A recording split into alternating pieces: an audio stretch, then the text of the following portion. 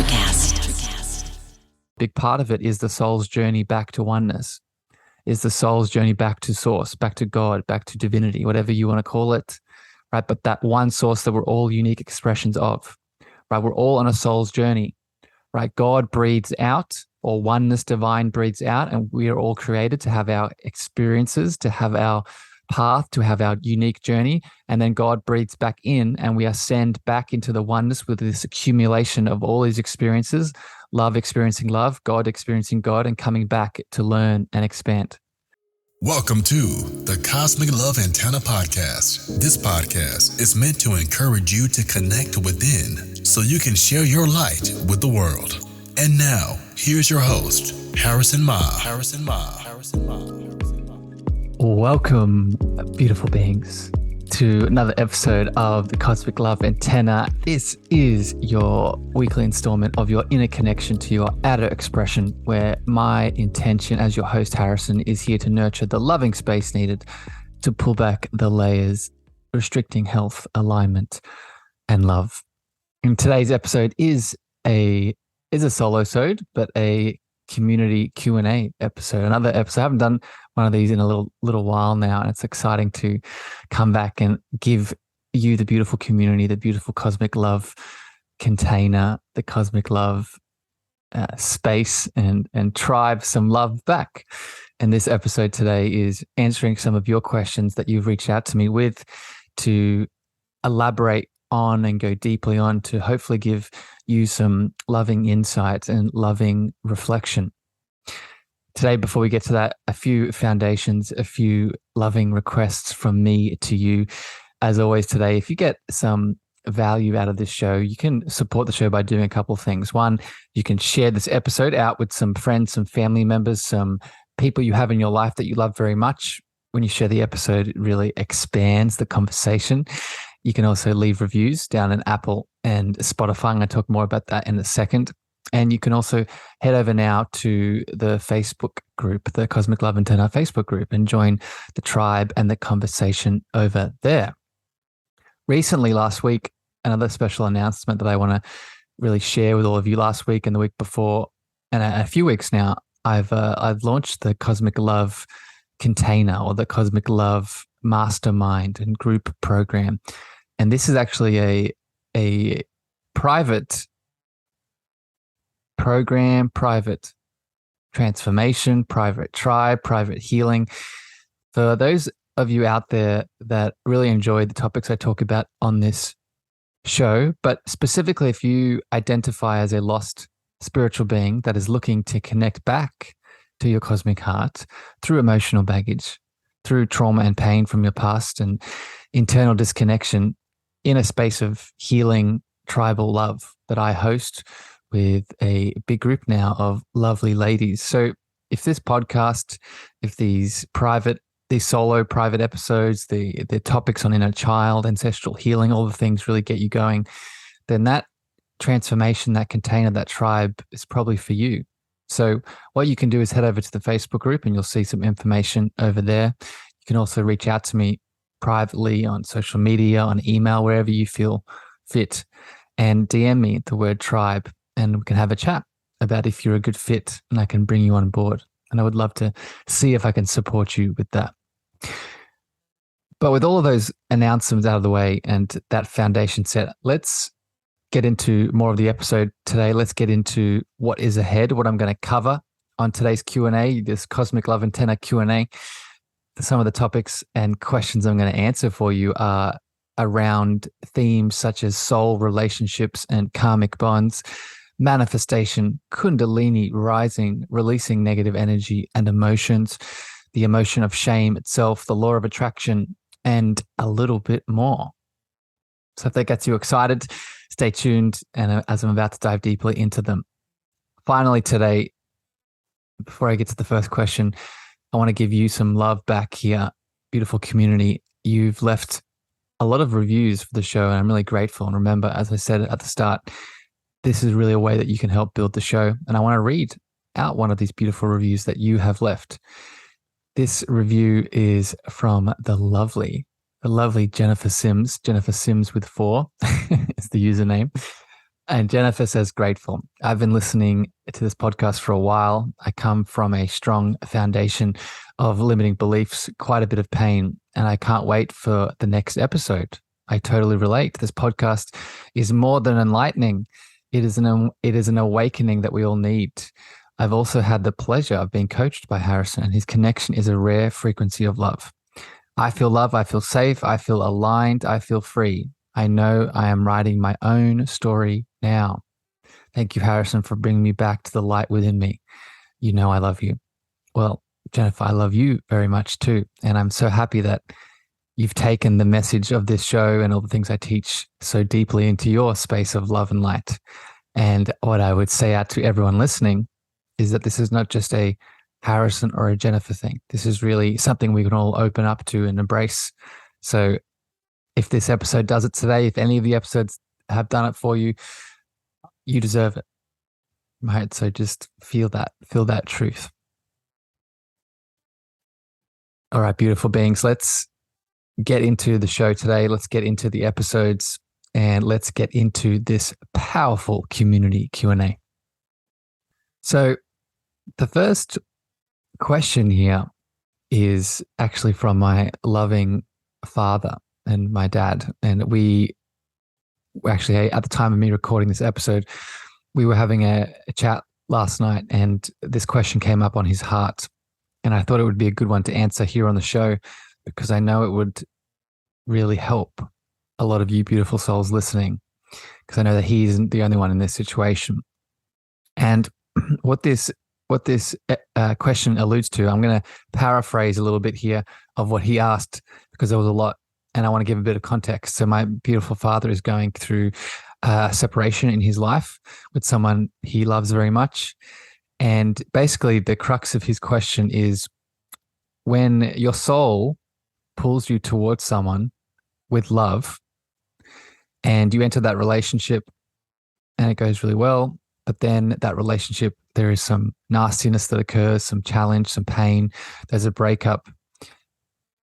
What do we then do? How do we then take a step forward? And is it our soul that has taken us to a wrong place? Do we feel a bit confused? We feel a bit like we don't know what to do. And what is the next step forward from a spiritual lens, from a soulful lens? So the first thing I want to say here is that to my dad and to anyone else that's out there with this topic of relationships ending, you're definitely not alone. And I'm going to answer this from two different perspectives. I'm going to answer this from a soul perspective. And then I want to add in a lens on soul contracts here for everyone. So the first thing I really want to add to this for people that are moving through this kind of separation and relationship ending and this emotional, spiritual pain is we have to understand what the difference is between soul and the ego. Because if you are listening to the show or you're starting to take this spiritual deep dive, then you can understand that you are a spiritual being having a human experience. So there are two sides of the coin that you are, the spirit and the soul, and the ego and the human mind. So when we make choices, either in relationships like this one or in life in general, we're either making a choice from that soul and spirit, or the ego human mind. This can be challenging because this can leave us in that confusion when we end a relationship, as in this example, and we feel confused. We feel like we don't know what to do. We feel like we don't know what the next step is. We feel like maybe we made the wrong choice. And when we can start to learn the difference between the soul and the ego, then we can have more faith in, one, the choices we've made, and two, the choices we're about to make. So let me explain here a little bit of a difference. I like to see the difference between the soul and the ego mind as a river. And when we make choices aligned with our soul and spirit, it equates to flowing down the river. So this doesn't mean that life doesn't bring us challenges, right? If you're flowing down the river, maybe you'll hit some rocks, right? Some currents, some rough parts. What it means is that when you do move through those challenges, you feel supported, right? You feel like there is still that flow that's allowing you to move through it with ease and grace. Versus if you're making a choice from the ego mind, right? And remember, the ego mind is also where a lot of our trauma, our pain, our inner child, our shadows, our ancestral elements lives. If we're making a choice from the ego mind, then we're swimming up the stream. Not only are there challenges now, but it also feels like we keep running into stress. We keep running into walls because it's hard to swim up the stream. Right. So this is how we can start to check if our choices that we've made and that we're about to make are connected to our soul and spirit versus our ego mind from a space of pain and trauma and challenge.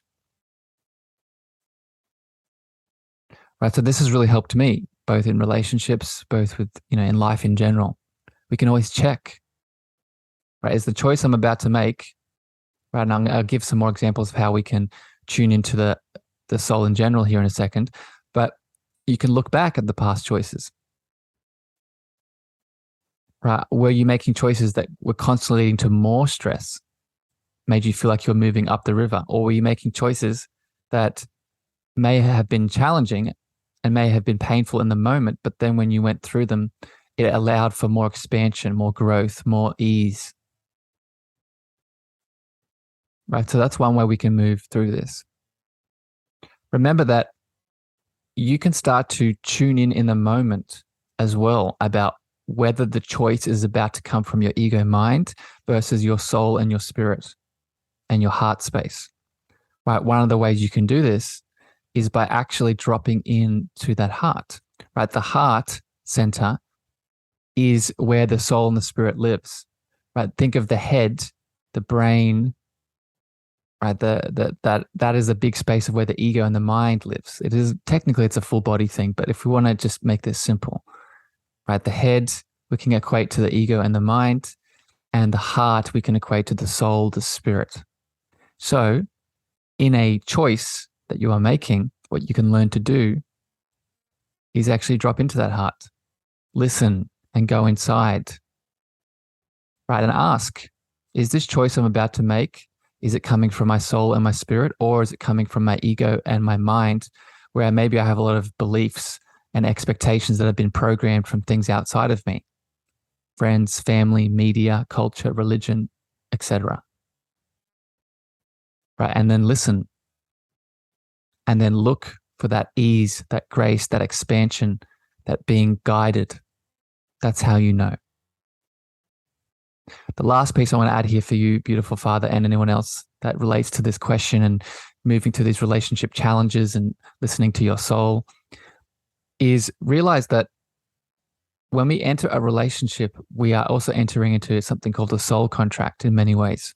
If that relationship is destined within our soul path, then realize that there are lessons from that relationship that you need to learn. And that can be a step that we can take when we are leaving it. Right? We don't have to jump into another relationship, but now we can start to assess, did I learn the lessons that that relationship soul contract was bringing to me? Right? Because if you don't learn the lessons in that relationship, then your soul, what it's actually going to do is going to bring you another opportunity to heal through another relationship. So what we can do to maybe bypass that, especially if you find this challenging, is now go within without going into another relationship for a while and starting to learn, okay, what was my role in that challenge and that pain? What did I need to see? What did I need to feel? What did I need to forgive? What did I need to let go of? So I'll land it there because I want to get to some other questions, but I could talk about this one for a while. But I hope that helps. I hope that gives you some guidance, beautiful Father. And I hope this gives anyone else some guidance tuning into this soul-based relationship question which I know many of us fall into. All right. The next one here, the next question here, and it's kind of related, which is a nice little segue from the beautiful Kelly. And Kelly asked two questions that I'm going to just repeat here, and then I'll break them both down. So the first question from Kelly is, what does it mean to do what's best for everyone, especially with karmic bonds and breaking chains? And then the second question is, do you have advice for the moments when you hit darkness of yourself and need to love yourself through it? So a beautiful segue here from what we were just speaking about, right? You can see there's similar themes. Let me start with the first piece, the karmic bonds and the breaking of chains, and the best for everyone. I think where we need to begin with this is understanding what karma actually is. In my experience, karma is not a score sheet where you're being monitored by maybe someone in the clouds of how good or bad you've been. Karma is just energy. Surprise, surprise. Right? And it is either resolved, brought into love and unity, or unresolved, still in separation, fear, resistance. That's karma, put very simply. Right? And we can have an accumulation of our resolved karma, or we can have an accumulation of our unresolved karma. So when we are in karmic bonds, contracts, or ties to someone, it means there's some unresolved energy there through some choices that we've made that we have the choice to, right? We're given free will, right? That is also why karma exists, because there's free will, right? We can always make a choice of love and unity, or from fear and separation. There's no judgment, but there's karma made. So you can see it and come back into unity, or come back into ascension, which I'll talk about in a second. But that is really what we're doing here in a karmic bond. When we start to talk about it's best for everyone, what we are now talking about is ascension. Why do we have karma? Why do we have unresolved and resolved? Well, a big part of it is the soul's journey back to oneness, is the soul's journey back to source, back to God, back to divinity, whatever you want to call it, right? But that one source that we're all unique expressions of, right? We're all on a soul's journey, right? God breathes out, or oneness divine breathes out, and we are all created to have our experiences, to have our path, to have our unique journey. And then God breathes back in, and we ascend back into the oneness with this accumulation of all these experiences, love experiencing love, God experiencing God, and coming back to learn and expand. That is the ascension process, soul's journey back to oneness. How we get back to oneness is by making choices from a love perspective, from a unity perspective. So we ascend our consciousness. We move through the karma, we resolve all of it and come back. But the piece here to remember is that it's a group game. It's a team effort. Harrison does not ascend unless everyone ascends, because we are all a part of the same oneness. I cannot fully complete the ascension until my group does, my soul family does, my monadic family does. Right? This is a whole conversation we can have, but this is the piece I want to make clear here. It's a group consciousness game. So when you're making karmic choices and breaking chains that are best for everyone, that is what it means, right? You're making a choice for everyone to come back home, to come back to the oneness. And just to make it simple, how we know we're making the quote unquote right choices, because remember, we still have free will, but how we know we're making the resolved choices is it's coming from love and unity rather than fear and separation. The other part of her question, Kelly, that you ask is the darkness piece. What do we do when we hit places of darkness and we need to love ourselves through it? Well, you said it in the question itself, Kelly, is that we need to learn to love the darkness as equally as the light.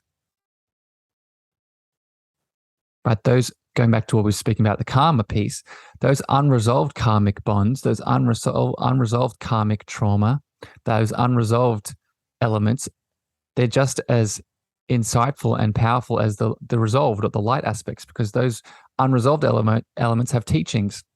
They're actually the pieces that allow us to ascend. So we must, in moments of darkness, when we're finding it difficult, it's probably because we're adding more judgment to the judgment, or guilt to the guilt, or shame to the shame, or separation to the separation, fear to the fear. So revert that. Love it. Have gratitude for all that you are. Right? Because you are neither the emotion, you are neither the belief, the thought, you are the divine presence that holds all of that. So be grateful that you get to experience all that you are. So gratitude, love. Another tip I would give here is allow yourself to actually feel it. Feel the darkness. Many of us aren't moving through it because we're, again, ignoring it, suppressing it, numbing it, shaming it. So add the gratitude, add the love, and allow yourself to feel the thing. Feel the anger. Feel it in your body. Bring awareness to it. Another tip I would give here is remember you can bring in support. Remember that you are a multidimensional being that has many aspects of darkness and light. So in that moment of darkness, bring in more of your light aspects. Bring in your divine presence. Bring in your higher self. Bring in, the pieces of you that are compassionate and powerful and loving.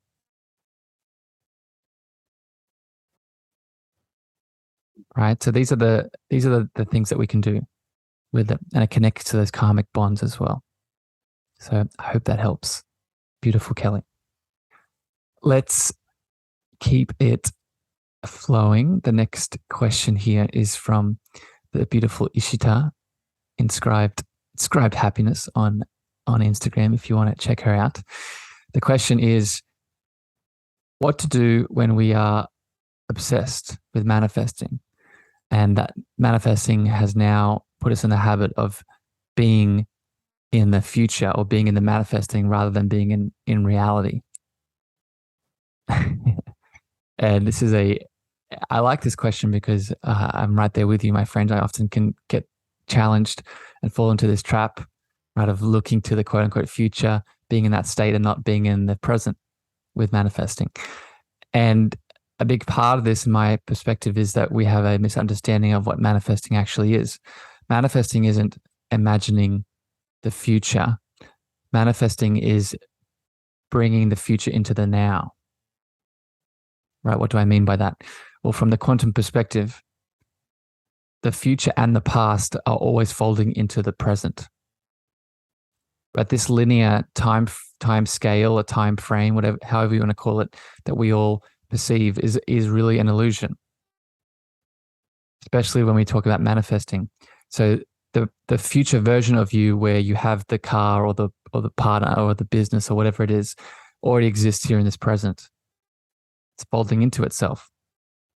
So how we start to move out of being obsessed with the manifesting and being in the present is realizing that you manifest in the present. So release attachment and expectation of this future event, because that future event technically has already happened. The key to manifesting, other than that, is also moving from expectation into intention, right? Setting it and forgetting it, right? Having the intention that I'm going to embody this way of being that I want to manifest, but then releasing attachment and being open to how the unfolding of that needs to occur. So this is really one way we could start to move out of it. I would also add that, remember, one of the ways that we can actually manifest properly is feeling it in the body, feeling what that space and place is that we want to bring into this moment. And that can only be done in the present.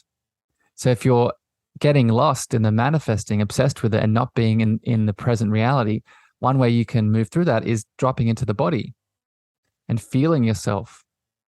And if you want something to change, make it change.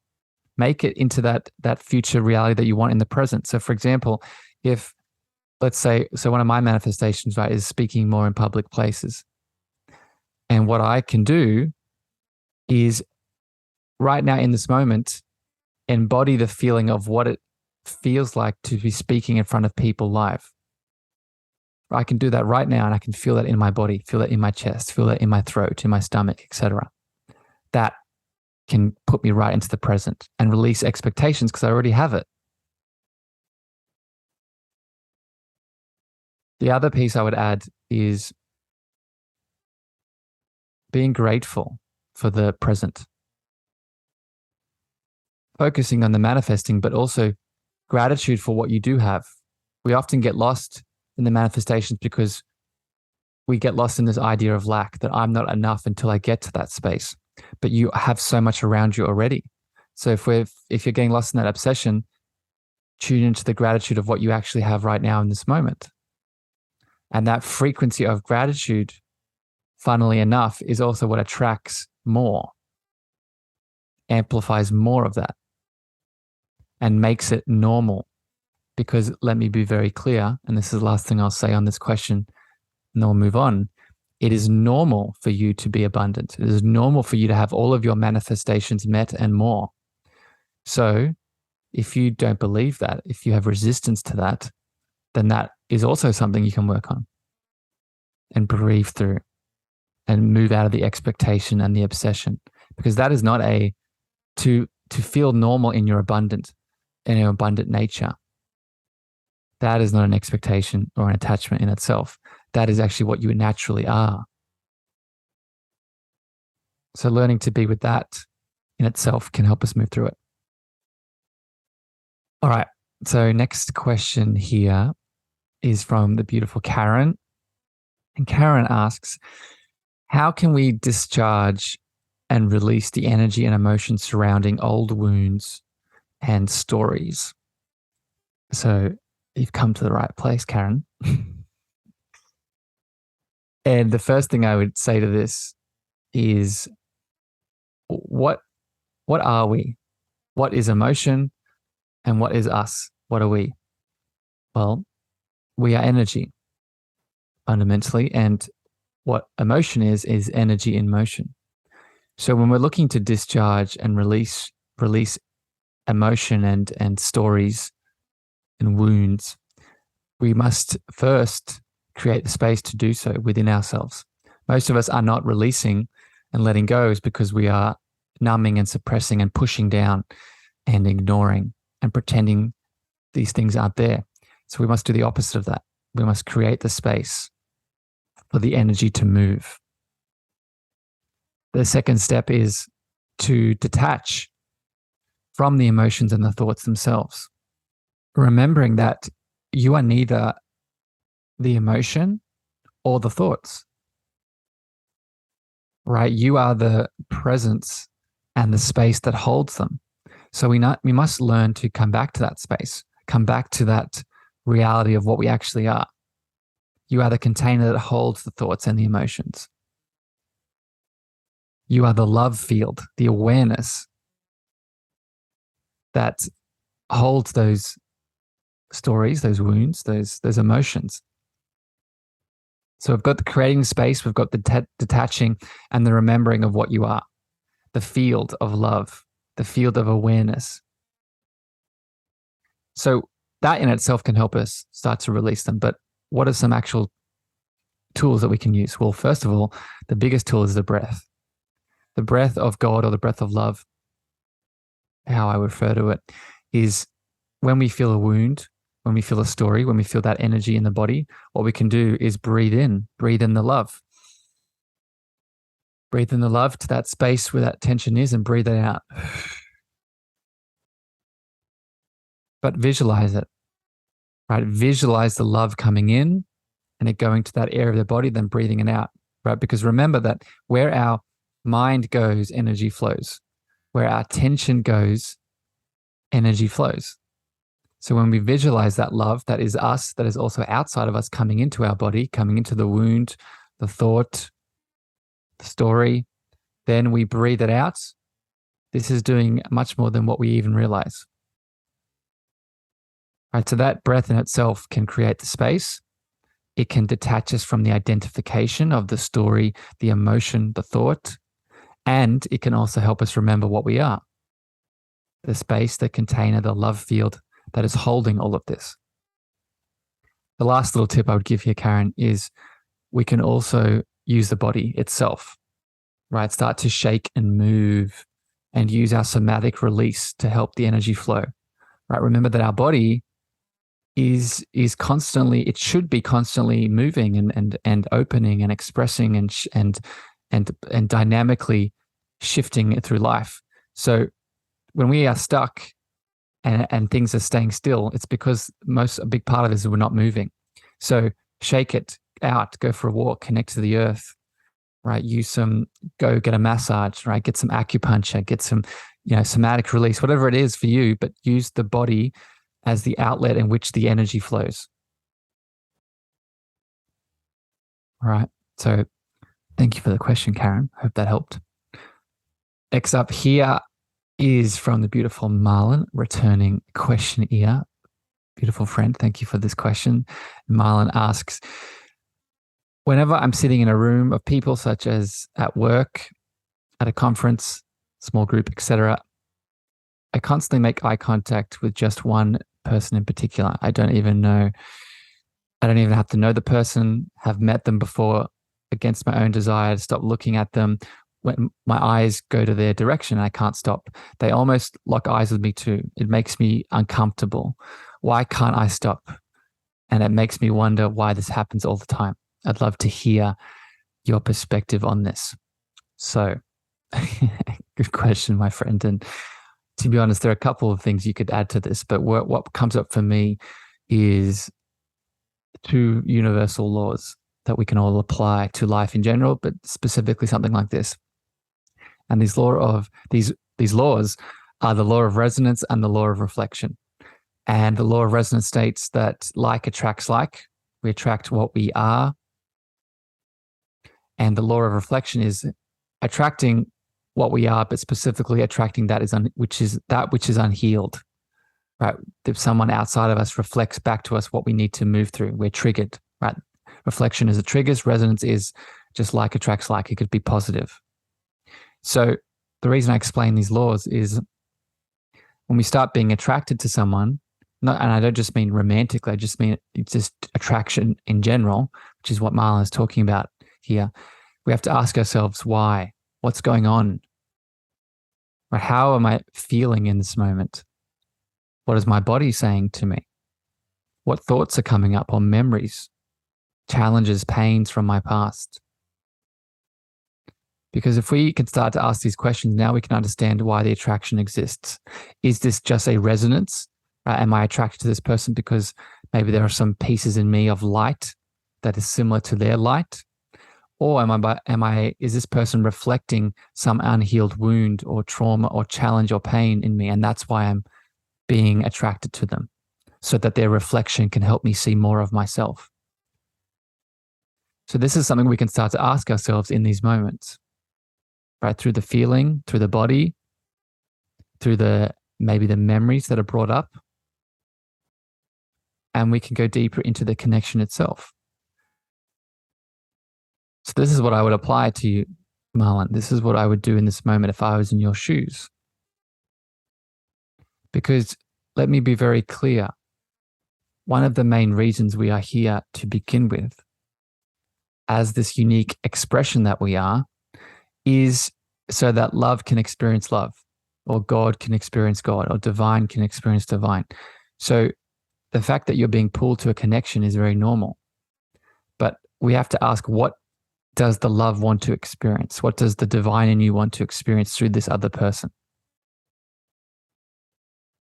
And to know that this is something you don't have to do in the moment, right? Obviously, maybe some of these questions can be hard to do at work, out and about. Do this later, right? Do this later, put up your boundaries and go home and reflect. Ask these deeper questions, meditate on them. And your higher self, your divine presence, will give you the answer. All right, next up here is the beautiful Vera. Vera asks, given that shame is one of the heaviest emotions, does shame cover up other emotions, or is it hidden under them? Right, this is in relation to it, sort of holding it in our body and moving through it. So, Vera, good question. And I think Vera is also asking this from a healer's perspective, a practitioner's perspective. How do we help others move through this? So this is a really a timely question for me because I've recently gone deeper into this understanding. And I think a good place to begin with this is realizing that energy, much like time, is not linear. One of my mentors, the beautiful Jo Rushton, she explains, and I love it, and this resonates deeply with me. Not only is time not linear, time is more like a mushroom or a jellyfish. Think of it as like a energy is moving outwards in a sphere, a circular, a spherical way. That is energy, like a jellyfish moving in and out, where you can imagine it in the ocean. We could equate that to our energetic field, the love frequency that we are, but we can also equate that to the emotions that are within inside of us, right? And how they add to the complex of traumas and pains that we move through. So when you're asking, does shame cover up the other emotions? I would say it doesn't cover up, but it does have a heavier density. So what starts to happen is picture that jellyfish or picture that mushroom. And when you put something heavy in the middle of it, what's going to happen? It's going to impress and start to sink down, right? So it starts to sink down and causes the middle of the mushroom or the middle of the jellyfish to weigh heavy. So it's technically not covering up, but it's the thing that's causing the most attention or getting the most attention.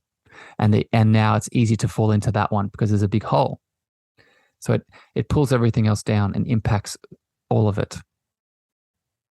And it shows up in the body like this. Right? While I do believe that we are all biochemically individualized, there is a theme of where shame shows up in the body.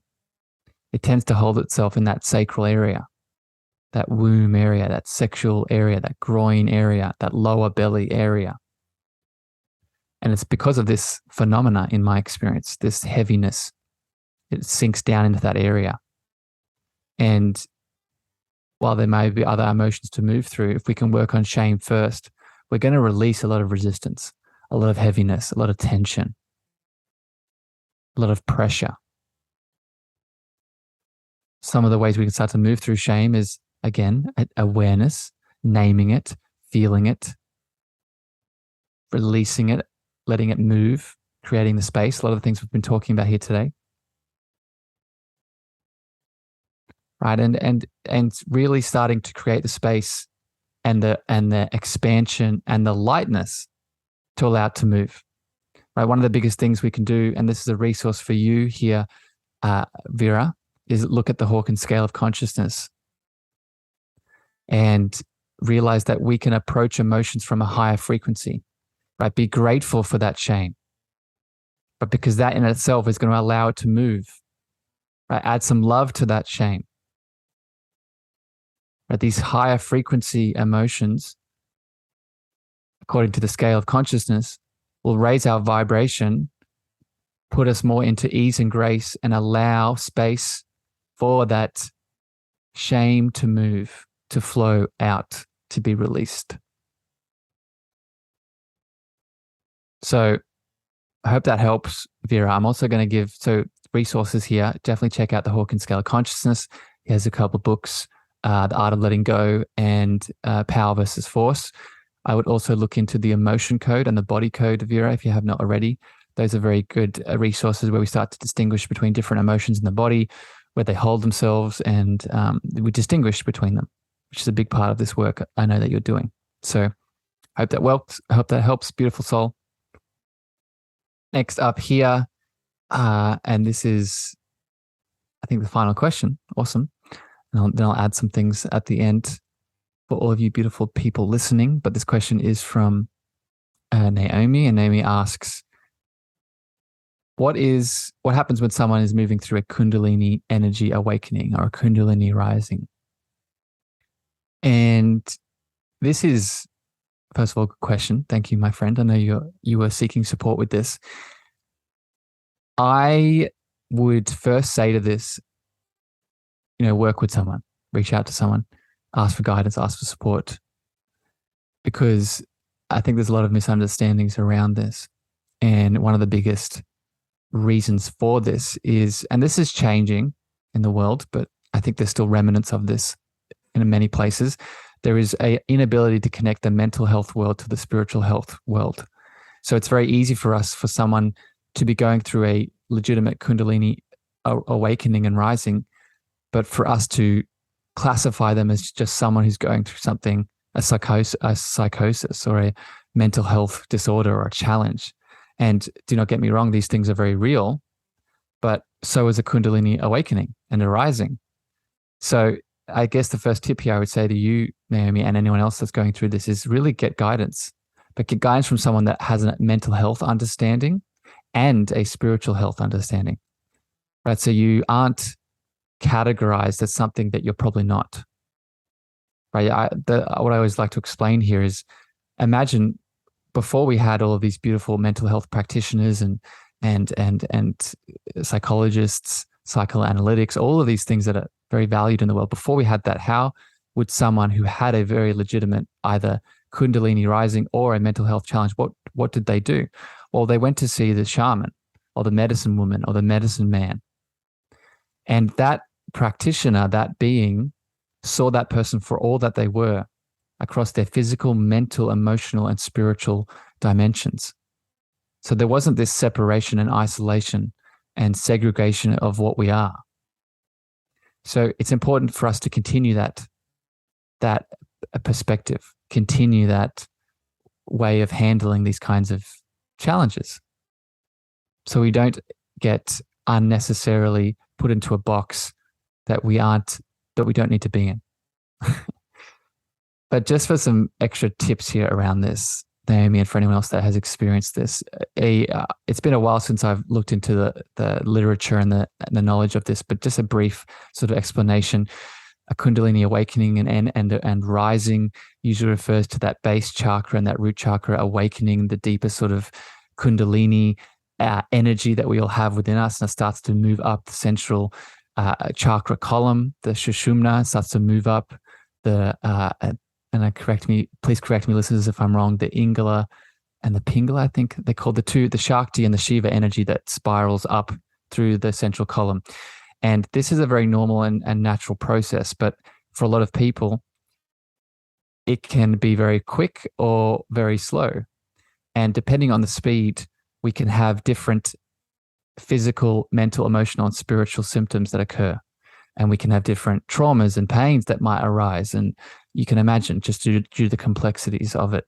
So we need to, one, like I said, spend time with someone to support us, but two, really take it slow, right? And support our being, right? Through the earth, through the ground, not just through the spiritual heights, but also the physical beingness, right? The breath, we've talked about that a lot today. So bringing in the breath again here, focusing on 3 words: safety, support, and security, right? What do you need to do for yourself to really amplify the energy of those words?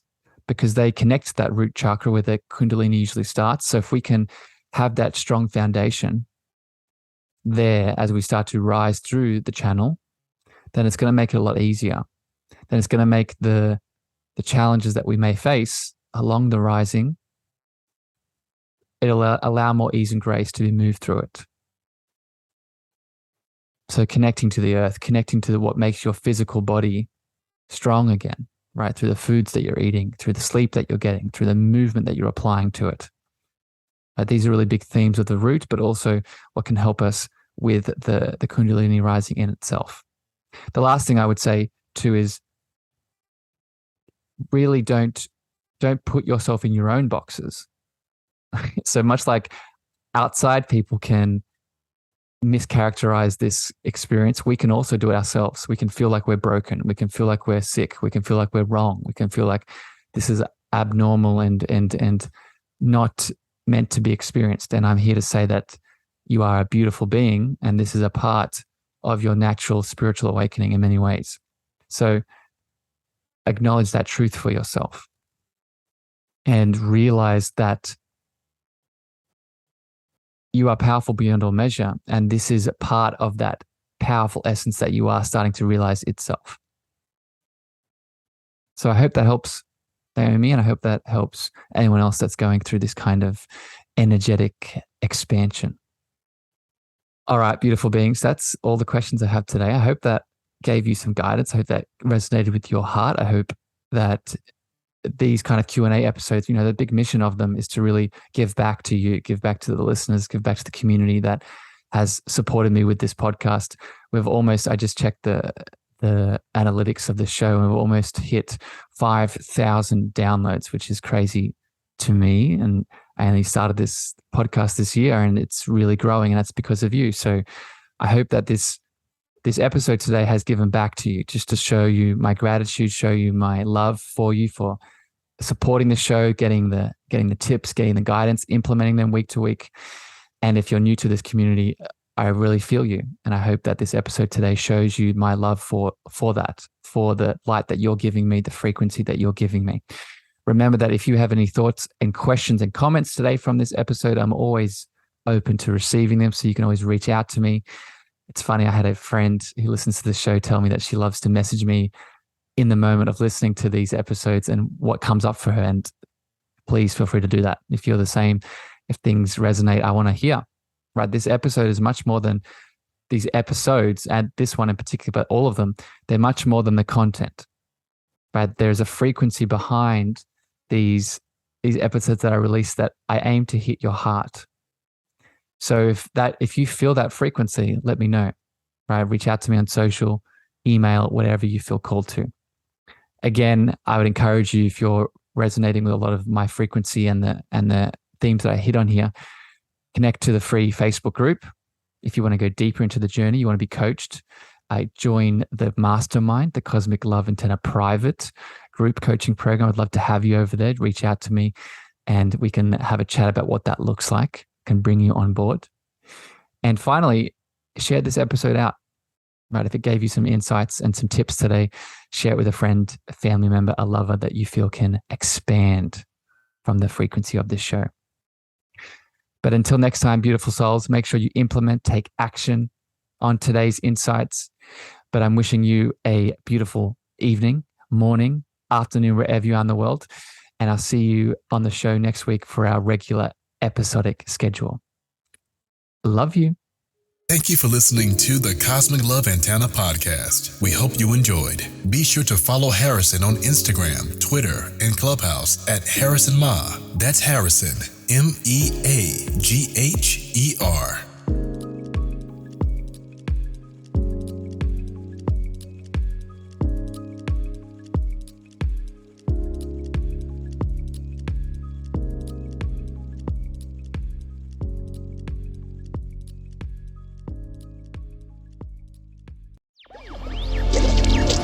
Electricast.